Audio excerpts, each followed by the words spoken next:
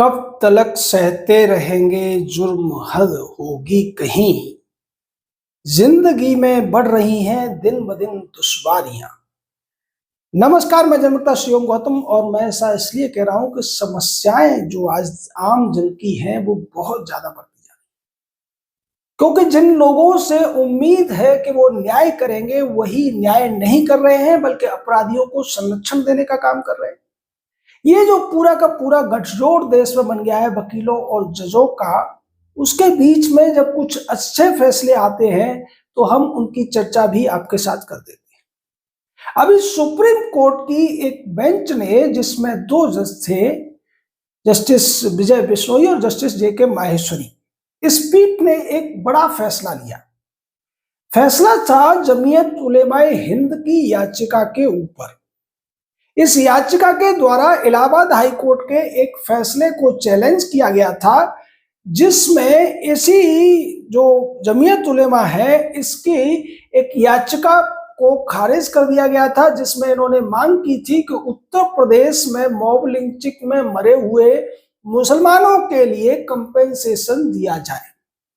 इसको high court ने ये कहते हुए खारिज कर दिया था कि ये जो जितने मामले गिनाए जा रहे हैं वो सभी एक जैसे नहीं है। हर मामले की बैकग्राउंड अलग है, हर मामले की घटना अलग है, इसलिए इन्हें मॉब लिंचिंग के तहत सामान्यीकृत नहीं किया जा सकता है और ना ही इसके लिए राज्य सरकार को कंपेंसेशन देने के लिए कोर्ट द्वारा बाध्य किया जा सकता है।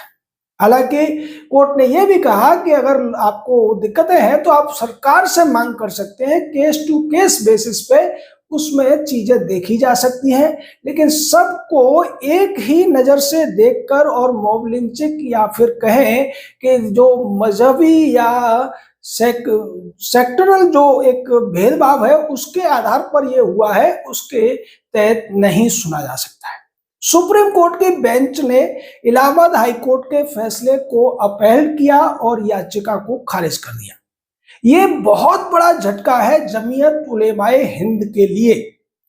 आप ये मानकर चलिए कि ये जो संस्था है ये हलाल सर्टिफिकेट के माध्यम से ही पूरे देश में 30 से 40 हजार करोड़ रुपए सालाना कमा लेती है।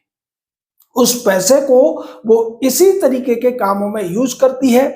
वो आतंकवादियों के केस लड़ती है, वो देशद्रोहियों के केस लड़ती है, वो देश के खिलाफ जासूसी करने वालों के केस लड़ती है, वो बॉम्बे ब्लास्ट के आरोपी अपराधियों के लिए भी केस लड़ने का काम करती है। और हाई कोर्ट से एस मुरलीधरन नाम के जो पहले जज था अब वकील बन गया है, उसके माध्यम से उन 12 अपराधियों के लिए राहत भी प्राप्त कर लेती है। तो आप सोचिए कि ये कितना बड़ा फैसला है। ये उसी सुप्रीम कोर्ट से आया है जिसमें ज्यादातर जज जो कांग्रेसी कम्युनिस्ट विचारधारा वाले हैं और खुलकर वो अपने फैसलों से ये दिखाते भी रहते हैं कि वो उन्हीं लोगों के लिए काम करते हैं। लेकिन ये जो पीठ है इसने अगर जमीयत उलेमाए हिंद की याचिका को खारिज किया है तो साफ संदेश उन्होंने दिया है कि यहाँ हर कोई तुम्हारी पक्ष में फैसले लेने के लिए नहीं बैठा है। जो रूल है, जो लॉ है, उसके अकॉर्डिंग ही फैसला होगा। अब आपको एक और चीज मैं बता देता हूं कि पिछले दिनों आप 5-7 साल का अगर रिकॉर्ड उठाकर देखेंगे तो कहीं भी कोई घटना होती है और उसमें अगर किसी मुस्लिम व्यक्ति की मौत हो जाती है, वो घायल हो जाता है, तो फिर उसको मॉब लिंचिंग का मामला बनाने की कोशिश की जाती है और उसको जनरलाइज कर दिया जाता है। जबकि मॉब लिंचिंग का जो सबसे पहला सबसे ज्यादा चर्चित रहा मामला अभी 7-8 सालों में रहा, वो अखलाक का केस था। अखलाक का केस नोएडा के पास का है। वहां पर एक गांव में एक व्यक्ति की गाय का बछड़ा चोरी हो जाता है और उसको ढूंढते ढूंढते जब वो अपने पड़ोस में अखलाक के घर में जाते हैं तो उसके फ्रिज के अंदर से उस जो बछड़ा है उसके अवशेष पाए जाते हैं। इसी बात पर जो लोग हैं नाराज हो जाते हैं और अखलाक की पिटाई कर देते हैं। इस पिटाई में होता ये है कि अब जब इस तरीके की चीजें होती हैं गांव के अंदर या छोटे मोटे जगहों पर, तो वहां पर जो भी आता है वो अपना हाथ छोड़ता हुआ आता है और उसमें अखलाक को चोटें ज्यादा आ जाती हैं, बाद में उसकी मौत हो जाती है। जबकि इसमें पूरा गांव शामिल नहीं था, गांव वालों ने अखलाक को इसलिए नहीं मारा था कि वो मुस्लिम है, बल्कि जिसकी गाय चोरी हुई थी उसने गुस्से में आकर प्रवोक होकर इस घटना को अंजाम दिया था। लेकिन मामला ये बना दिया गया कि मुसलमानों पर अत्याचार हो रहा है और मुसलमानों को हिंदुओं ने मिलकर मार दिया है। इसी तरीके से फरीदाबाद की एक घटना होती है जहां पहलू नाम का एक व्यक्ति होता है, वो ट्रेन से जा रहा होता है और ट्रेन में सीट को लेकर विवाद होता है। सीट के विवाद में जो दूसरी सवारियां हैं उनसे आपस में गुत्थम गोता होती है, उसको चोट लगती है और उसकी मौत हो जाती है। मामला यहां भी मॉब लिंचिंग का बना दिया जाता है। जबकि मॉब लिंचिंग क्या होती है, इसको अगर सही तरीके से समझना है तो आपको मुंबई के आजाद मैदान की घटना याद करनी चाहिए, जब मुस्लिम लोग वहां प्रदर्शन कर रहे थे और उसके बाद वो इतने गुस्से में आ गए कि वहां पर उन्होंने पुलिस और जितने भी सामान्य लोग मिले उन सबको पीटना शुरू कर दिया, मारना शुरू कर दिया था। इसको कहते हैं मॉब लिंचिंग।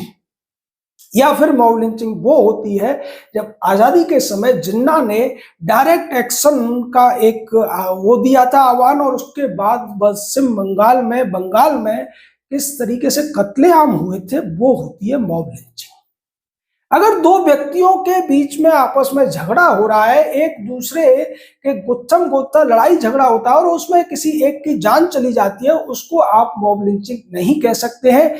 यही कुछ इस फैसले में इलाहाबाद हाई कोर्ट ने स्वीकार किया था, जिसको सुप्रीम कोर्ट ने भी मुहर लगा दी है कि आप मॉब लिंचिंग के नाम पर इस तरीके से चीजों को सेंसराइज नहीं कर सकते हैं, उनको सनसनीखेज बनाकर सरकार से मुआवजा नहीं मांग सकते हैं।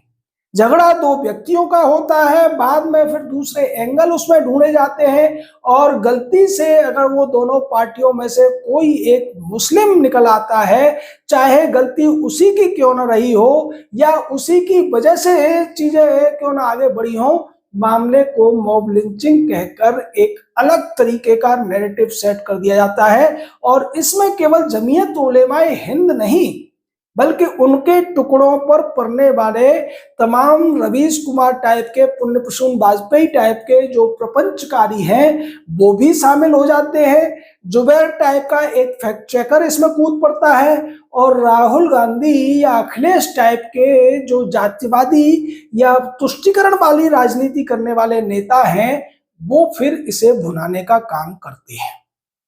लेकिन इलाहाबाद हाई कोर्ट और सुप्रीम कोर्ट ने इस मामले में जो चीजों को देखने के बाद में एक सही तरीके से निर्णय लिया है, वो वास्तव में इन लोगों के लिए एक करारा झटका है। हालांकि हो सकता है कि इसको लेकर अभी जमीयत उलेमाए और ज्यादा हंगामा करे, लेकिन अब वो रिव्यू पिटीशन तो इसकी फाइल नहीं करेंगे, क्योंकि इस मामले में 2 जजों की पीठ ने फैसला लिया है और 5 जजों की बेंच इतना आसान नहीं होगा।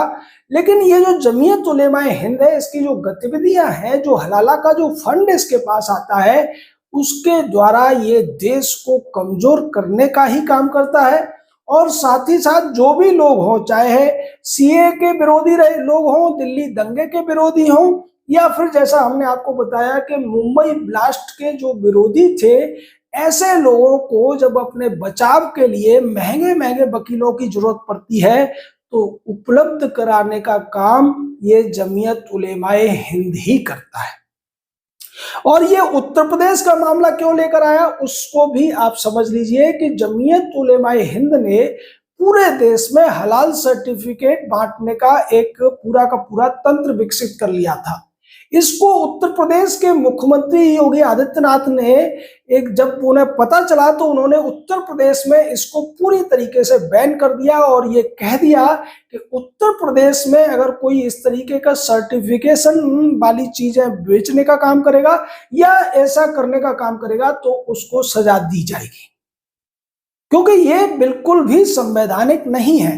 और इससे जो फीस आती है उस फीस का दुरुपयोग देश के खिलाफ साजिश करने वालों को पालने पोसने में किया जाता है, या फिर देश के अंदर जो अलगाव की राजनीति है उसको बढ़ावा देने में किया जाता है। और ये कोई सरकारी संस्था नहीं है, तो फिर इस तरीके का सर्टिफिकेशन क्यों चलेगा?